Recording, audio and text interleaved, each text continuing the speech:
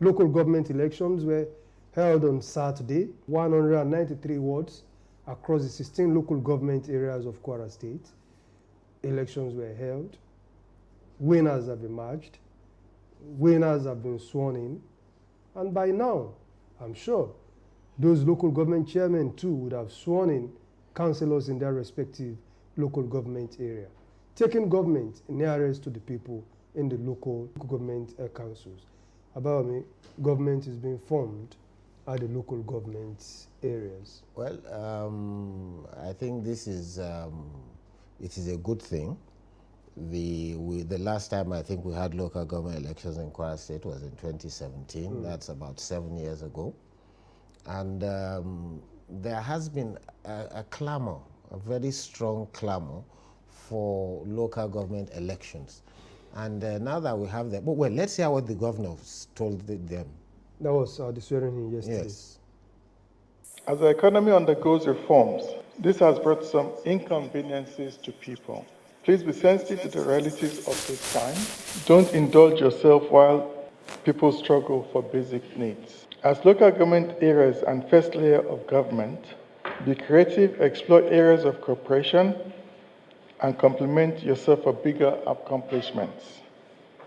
Importantly, please prove to the people that you truly deserve the esteemed office you occupy. I, Yusuf Abdrashid Femi, do solemnly swear that I will be faithful and bear true allegiance to the Federal Republic of Nigeria, and that I will preserve, protect, and defend the Constitution of the Federal Republic of Nigeria. So help me God. Governor Abdulrazak advised the new council chairmen to work with everyone in their communities and be conscious of their legacies.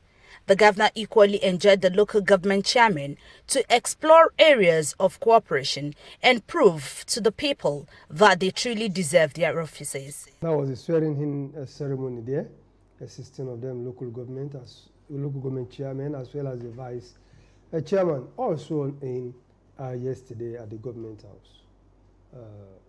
Some admonition by the governor and now to the local government chairman. Well, I think the governor said to them that they must understand that they must exercise prudence, and they must be constantly engaged with the people, and in whatever they do, the people across the board. Exactly. That implies that the governor is, in my opinion, is going beyond partisanship. That is, when you say across board, that is all complexions of opinion. And in a political environment, there must be different complexions of opinion. And also that they must also ensure that they exercise some degree of prudence, because they cannot be living big while the people cannot meet their basic needs. So in that regard, I think the governor hit the nail on the head, and the local government chairmen are duty bound to live by the admonition of the governor. In any case, they have taken an oath of office, and they should ensure that they live by that oath of office. And in my opinion, that oath of office implies that they should be in constant communion with the people. The governor also told them, not in those same words, but that they should be innovative and they should be able to create initiatives. That goes to thinking outside the box. So I think these governors, I mean, their tasks are already clear to them, except they want to be pretentious. We all know that in Nigeria today, economic conditions are hard, very, very hard.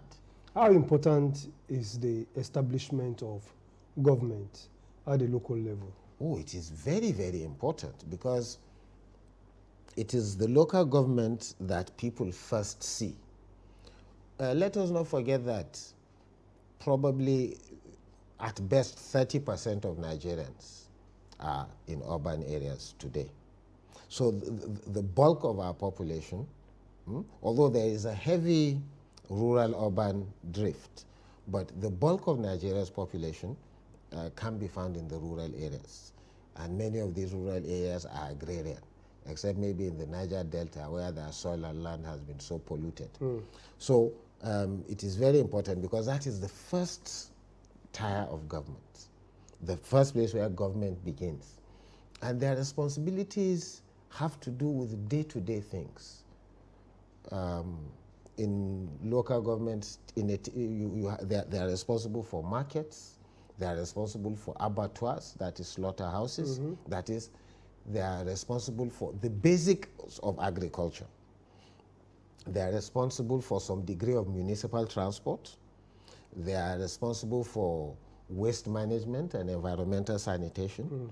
They are responsible for education, although education and health are concurrent, with the federal government having its responsibilities, the state government having its responsibilities, and the local governments. But essentially, there are also roads.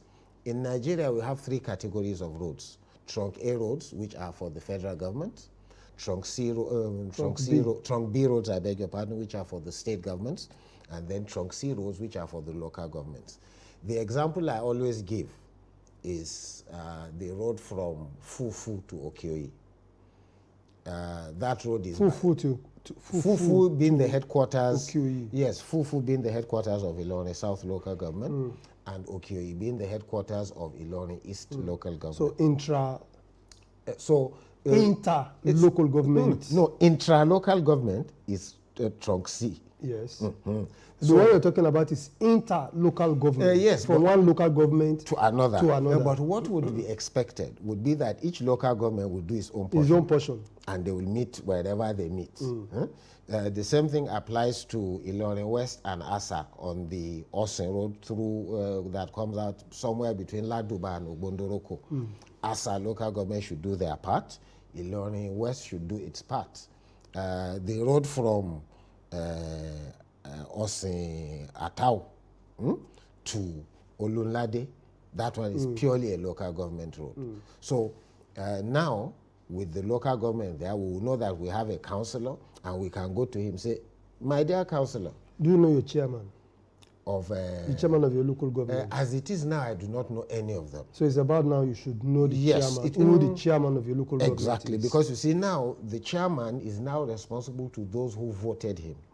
Hitherto, the chairman, while he understands that he may have a responsibility to the people, but the appointing authority was the controller of the levers of power in the local government. Now, those who voted for you, who you went to campaign for, are those who you are now responsible to. We are not saying that there will be indiscipline in the political system, no. But the fact remains that the electorate that appointed you are those to whom you are responsible. And as it is, the elections have come and gone, and the APC has cleared everything. But talking of the importance, we now know where to go, you know? So that means that as it is now, say in my own community, Osen, we are in a ward called Kwara Egbejila Osen. So that could be taking some burden off the governor, the state government. Well, the state government. That is what is expected. And that is the whole idea of having local governments.